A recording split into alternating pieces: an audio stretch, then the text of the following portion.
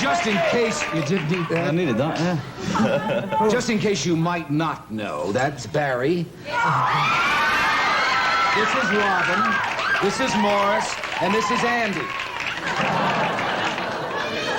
Robert Stigwood. I guess you just blew a contract with him. Are you better? Yes, much better, thank you. Because you were... Sorry I missed it The last time. boys were here about 6 months ago and you were ill. Yes, I had a very bad... Galloping flu. Mm-hmm. Oh, it was worse than that. I didn't even know that. I'm so sorry. No, the Los Angeles bug, I think it was called at the time.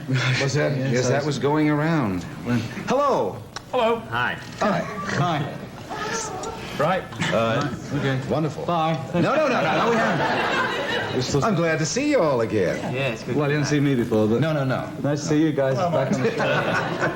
How have you stood this for 11 years? Do they ever have a serious conversation with you, Mr. Stigwood?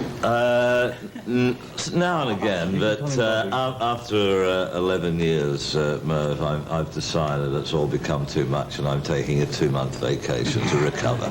You're taking a 2-month vacation? That's right. Aren't you going to wait to see if the profits are rolling in? invited us all to go with him. No, they're having a 2-day vacation. I'm having 2 months. We bought Bermuda for him so he could go for a holiday. Do you think he saved his money over the years? I don't know. It's hard to say, though. We don't know when he's coming or going. Between you and me, Merv, I'm sure he's got a lot piled away. Do you think so?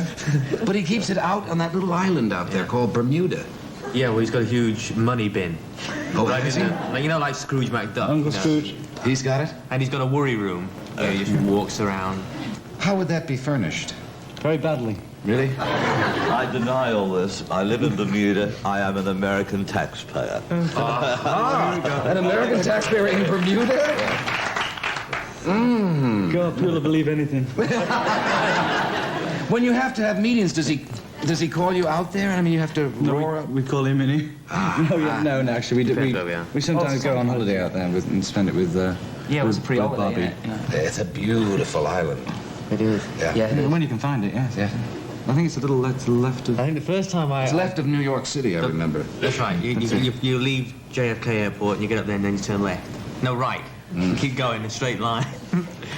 And then it's there. Well, the first time we went there, Yeah. I remember the captain said, well, we're landing now into Bermuda. I'd never been there before. And I looked down and I saw this little thin strip of island. I thought, that must be one of the islands off the coast of Bermuda, you know. That was Bermuda. That was Bermuda, yeah. I didn't know where the hell we were going to land.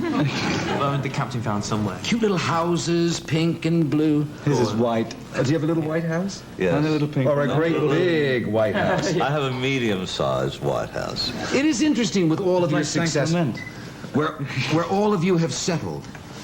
I mean, you chose... You go on. I would have handed that. Do you want your own? No, that's yours. No. We're just not mucky people, you know. We don't stick in And will you clean up when you leave? Sure. It's interesting where you all picked to settle. I mean, you two settled in Florida. Mm-hmm. You're still with the mother country.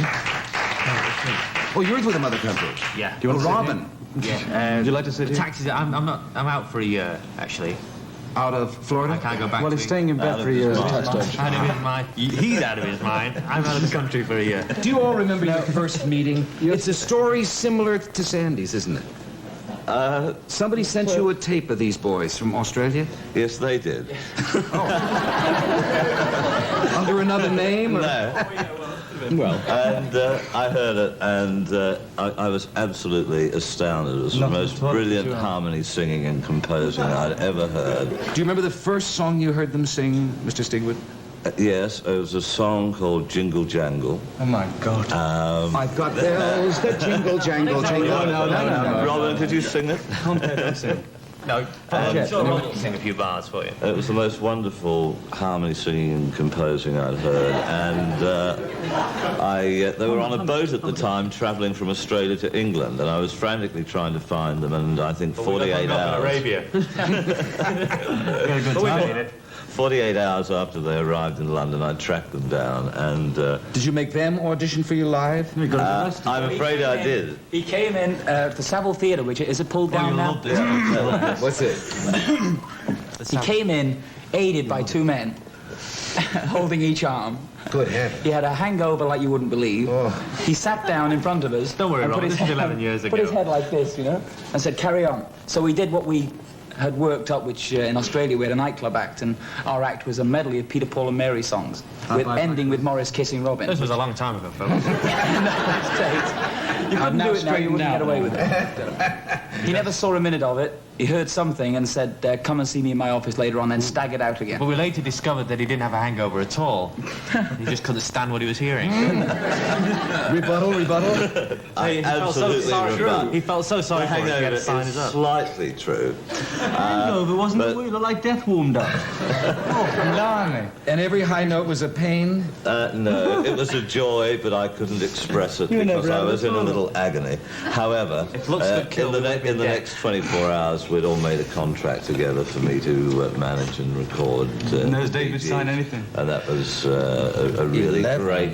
Yeah. Relationships don't last that long in this business. No, we quit. Well, Did you quit? Good, Marshall.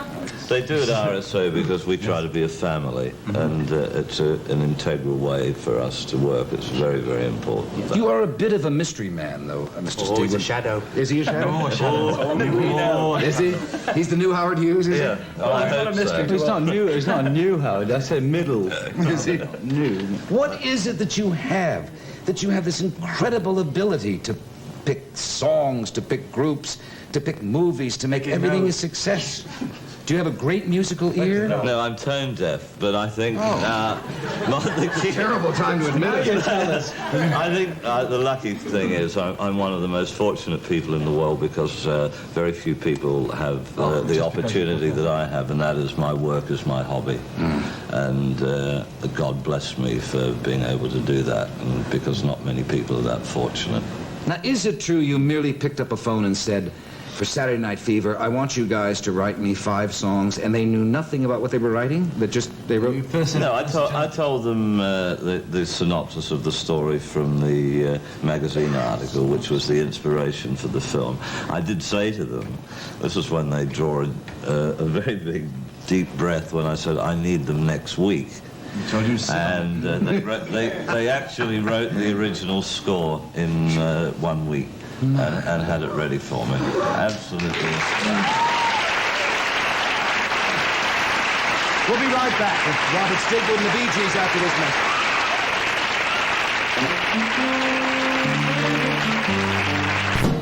message. Frankie, as a spokesman, kind of, as a great performer who's faced audiences night and day. Well, don't make it... Well, you make it sound like an ordeal. I mean that appeals to that audience. Talent. Is it? Yes, I have great talent. Francis. No, it's true. I wish I went... We did with this special a long time ago, wasn't it? It was called Frankie Howell Meets the Bee Gees. And I didn't know what to expect because they were a very big success, and I've been running around a long time, so I was in awe of them, and I wondered how they would behave. And You didn't know us from Adam. I did. I did know you from Adam. You'd made records. Yes, I did. Don't interrupt your elders. Sorry, That's all right. And I was a bit in awe of them. And I wondered how they're going to behave. And I thought, I thought they'd be... If I may just say this, I was also very much connected with the Beatles. I knew the Beatles very well. And, thank you. They were younger than me as well. Anyway, the thing was that may I just tell you a story? Sure. About this. I'd come back to the boys, if I may. The island. And one night, the phone, the 3 boys who now doing She Loves Me, yeah. That was big, and they came to wanted to see me in the show. So we had a manager who ran this club. It was about 190. And never heard of anybody, nothing whatsoever. And I went to him, I said, the Beatles are in tonight. And he was furious. He said, this place, he said, is sprayed out every day with detergent. So I said, no. I said, look, I'll go out. Though when I first met the Beatles, they were very irreverent. They were very, what they might call anti-establishment. They were very outrageous. And I expected something similar. When I found Barry and Morris, Robin, quite different. They were very anxious to learn.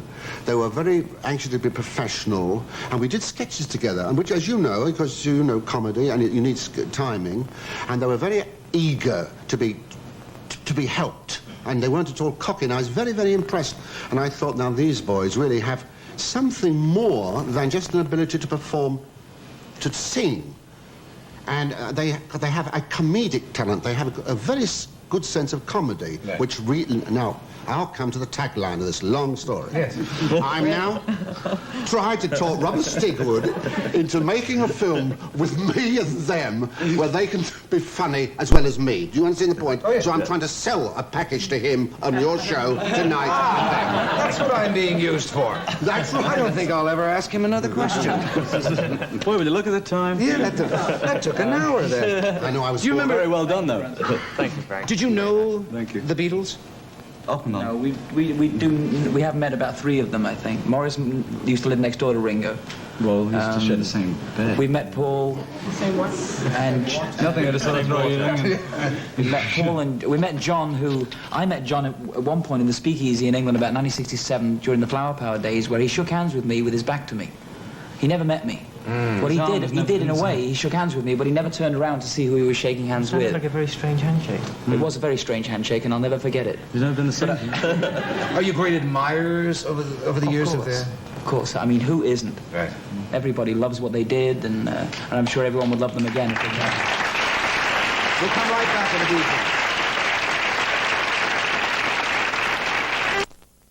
Beatles. You're constantly improving your music. Have you recorded yet the music that you want to be remembered?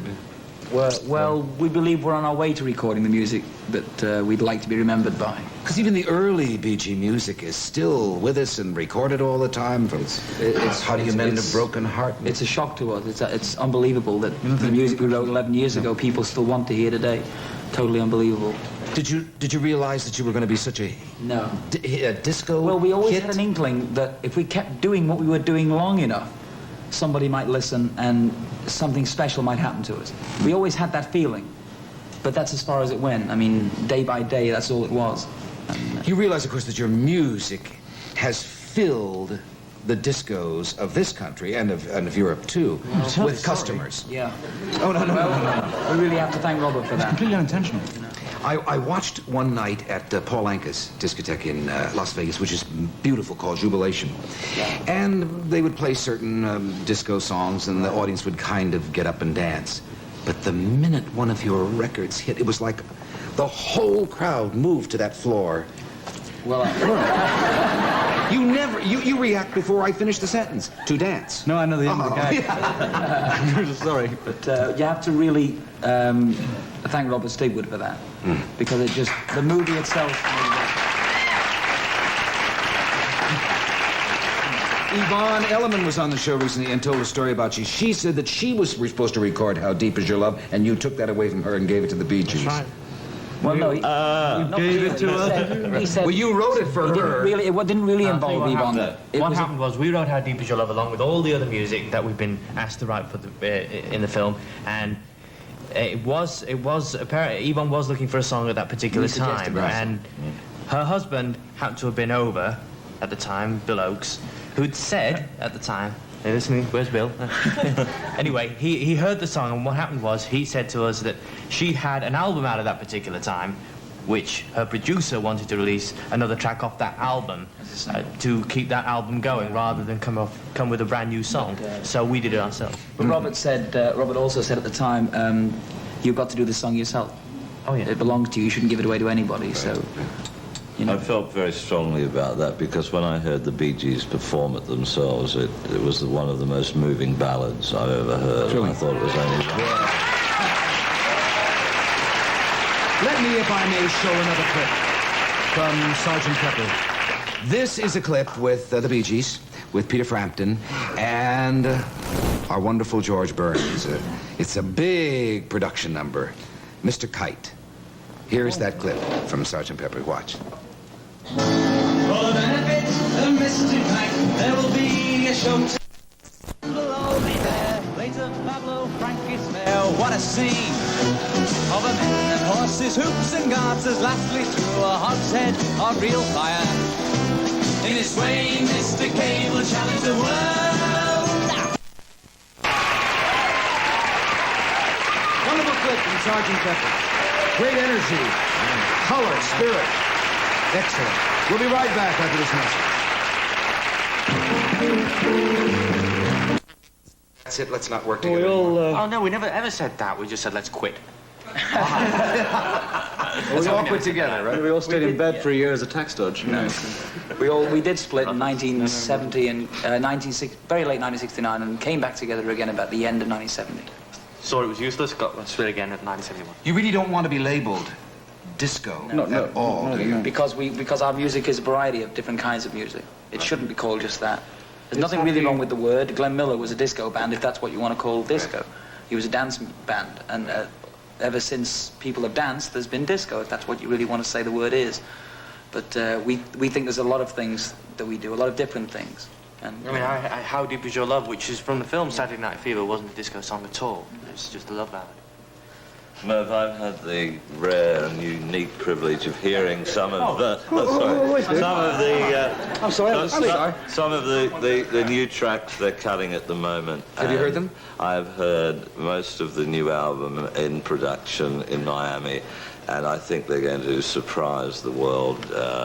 And I'll make a bet with you now. There's a song called Too Much Heaven that is probably one of the most beautiful songs the Bee Gees have ever written. It is magnificent. Thank you, Robert. Tell us You know how much that cost us? Too much heaven. I've got a bet on with him. Yes. Okay. How do you write? Do you all sit down and say... sit down, and first of all, we construct what we think is as a melody. We take it up where we think it should go up, and we take it down where we think it should go down into the verse after the chorus, whatever that may be. We find out the whole area with just melody, and then we start to find... Can't get my lighter out. He's looking a dead horse. And then... Want a light? No. That's all. Whoa! What was that? I'm showing you now. No. What was that? What is that? It's a badge. Well, I know it is. Constable of Farthingham. Good heavens, you're constable, sir. I'm not constipated at all. No. Sergeant Pepper. Ooh, Dade County, Florida. Huh? You said enough now? Yeah. It's only Hey, honorary. gang, he's a copper. It's only honorary. They gave it to me so I wouldn't get any license tickets and stuff. Get back to when you go to Do you know how work. much money it costs, though? Morris. Sorry. Morris.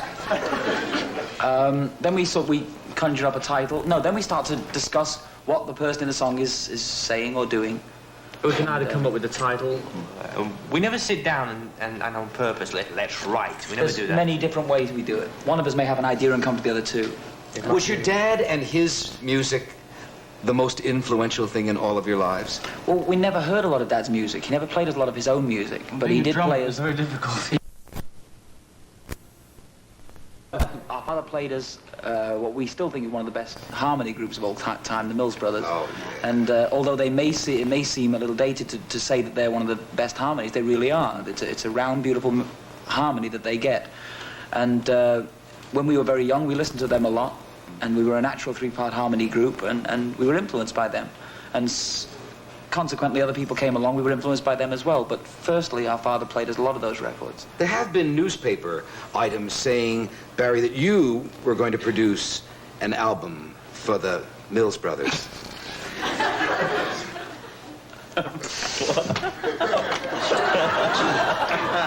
Did I give something away? You look at the time. Wonderful to have you here. Did I say the magic word? Oh, I can't ask Frankie. I knew you didn't want us to last this long. It's possible. Was that a translation? After... Yes, I'm here I am. It hasn't even... Nothing has really ever been discussed What with Barry's anybody. trying to say is he's trying to... It is a rumor. It's a rumor that he has nothing to do with. But you do produce Andy's. I co-produce with Albie and Carl Galut. Just a minute. What's that got to do with the Mills Brothers? Albie Galutin and Carl Richardson are our co-producers. Aha. We co-produce our own albums with these two guys, and Carl and Albie, along with me, produce other acts, such as Frankie Valli's Grease and Andy's material and all of this stuff. No, it's all true. And we more or less have two different production teams. When the Bee Gees record, the Bee Gees co-produce with Albie and Carl. And apart from that, I do outside work with Albie and Carl, which is... How many times has it been suggested that eventually... Thousands. Well, I haven't said it yet. Sorry. They're starting to bug me, Mr. RSO. No, Robin, no, not yet. That you do sometime an album with Andy. Yeah, well, yeah, that's in the distant future, I think. I think Andy is doing so well on his own that I think we should just leave him alone and... He's refusing to work with you so far? No, not at all. No, I know. In fact, we just worked together. We did, he did his live show in Miami and we went... Hello, Mother. She's a riot. Yes. Yeah, she's sitting way over there, though. 90 years old, but she's a lot of fun. What are you doing with these millions of dollars? She's cute, you know. What are you doing with your millions of dollars?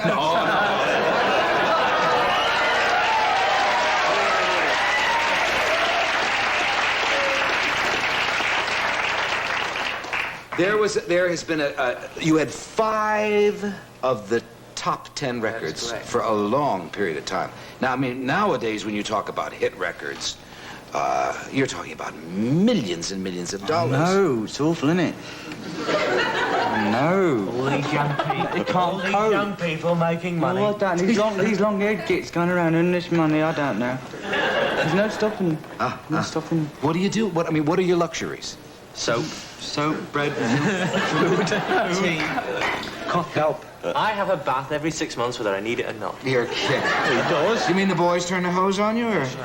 No, we don't have to help him. No? We have what we consider to be our nice homes and our car and our boats. Do you lead exciting lives, Barry, or? I don't think so. Lights off at 8 o'clock every night.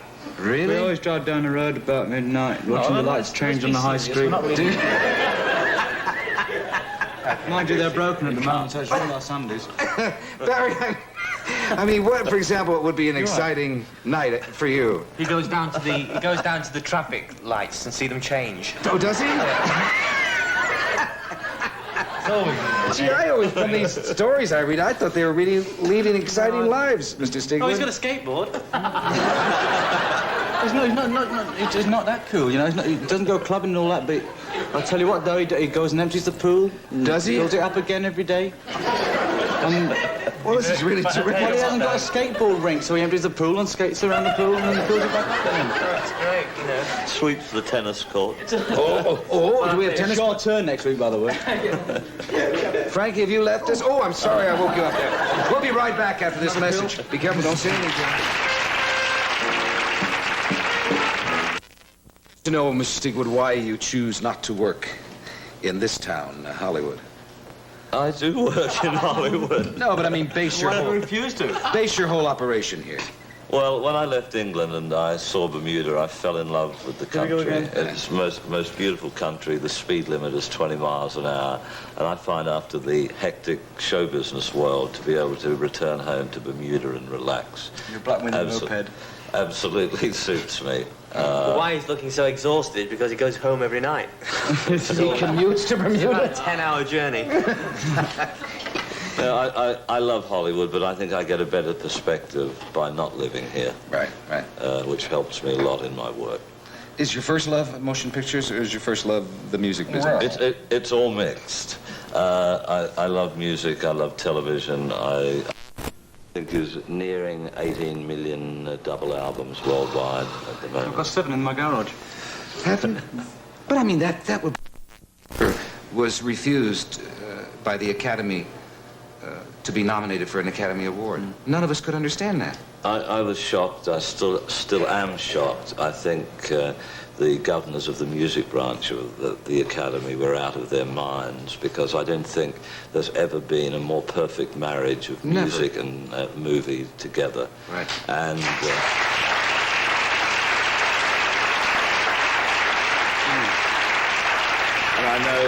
I know in the heart and of everybody in the world who's a moviegoer, they agree with me, and I think by popular consensus, the Bee Gees won the Academy Award for their music.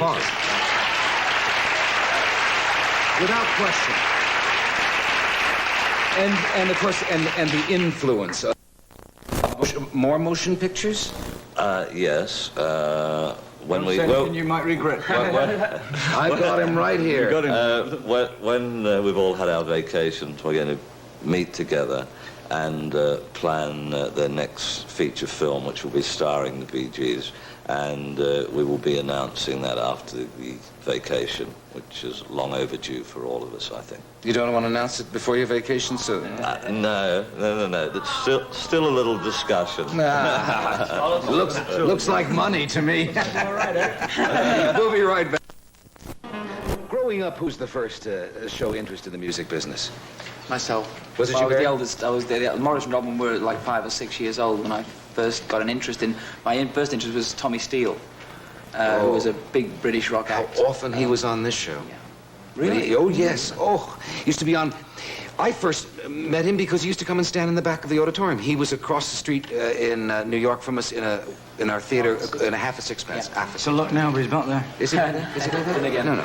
And And 1955, this must have been. I think I turned 9, I got a guitar for Christmas, and Robin and Morris, within the next 6 months we were doing 3-part harmony, which shocked all people around us because we were so young. I mean, especially Morris and Robin, I think it was the most surprising thing. And our family didn't really hear what we were doing until about a year or so later when we were in our bedroom, I believe, sitting on the bed and strumming and singing. And this is still about 9 and 6 years old. And our grandfather, who would hear us regularly, never mentioned to Mum and Dad that... Well, with his walking cane, isn't he? Yeah. What the hell is going on in here, he said. What are you doing in the toilet? Get out of there. We used to go in the Go to the toilet. Latin bomb. Well, as kids, funnily enough, we used to go around and we used to look for public conveniences because the reason The for echo. this is because of the echo. We used to love singing in the toilets. Or find big staircases, which went You a have long way to up. few arrests. Great. and your agent couldn't book too many of those. We used to stand in places that were just echoing, like, you know, sort of big pipes, you know, that stand there and sing. Yeah. With no guitars or anything, just We sing. would sing Because on the street echo. corners, Anywhere sing. where there's echo. We would find empty churches and Jail sing in cells. them. Just stand there and start singing, you know, in harmony. Did you know great success in Australia?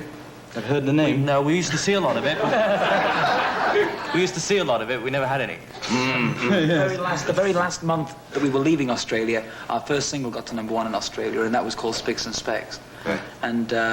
And it did also in Holland and in other strange places that weren't really part of the major music Now, if you were industry. Dutch, you'd resent that. Oh, I might, yes. So the next step was to catch a boat out of there. And, well, our next step was to become known internationally if it was humanly possible. We were We bought ambitious sets and... of clogs and went to Holland. No. and you Took a tour through the daffodils. We call ourselves the Cloggies. And you can get locked into Australia because, I mean, Australia has a great record market of its own. Right. And anyone who has success in Australia doesn't really have very much outside Australia because the links overseas are far too distant.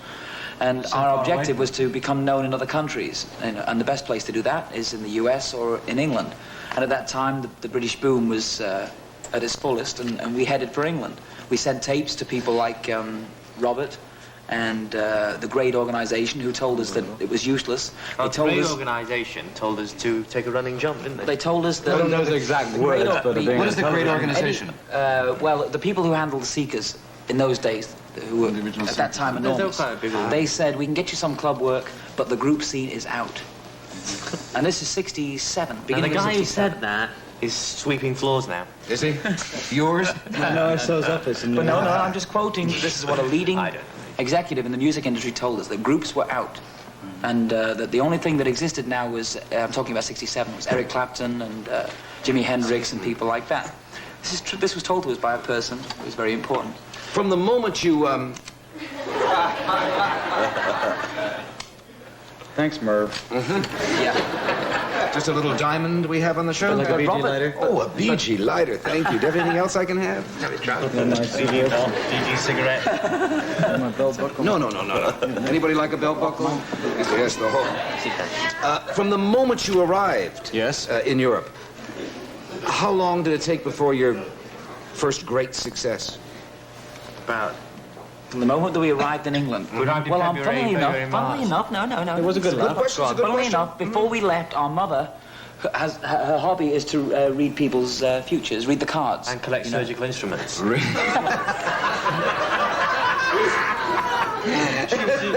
She's 90, but she's a lot of fun. And what she... The thing about it is, she used to perform short operations in the home and never tell anybody about them. Was this recently? She could have you rolling in again. You know, Well, she was rolling in the eye, and I had mine surgically removed. The scalpel? What was the question again? The question, and so your mother read something in the cards. She used to read cards. I mean, she doesn't do it so much now, but she used to read the cards, and the good luck signs in the cards are 5s and 10s. And a lot of 5s and 10s came up the time she read them. This is before we left Australia. And she said that before 5 months or 5 years or 5 something, you will have everything you want. She told us this. Our first successful record was within 5 months of us arriving in England. And I don't know if that's really anything to go by, but she was also correct in describing Robert long before we met him. My father gave us a thick ear for big text. I won't repeat the description. Do you see any 5s and 10s around me? I see many 5s. And I see lots around you and this incredible new motion picture, Sergeant Pepper. See you tomorrow. Goodbye.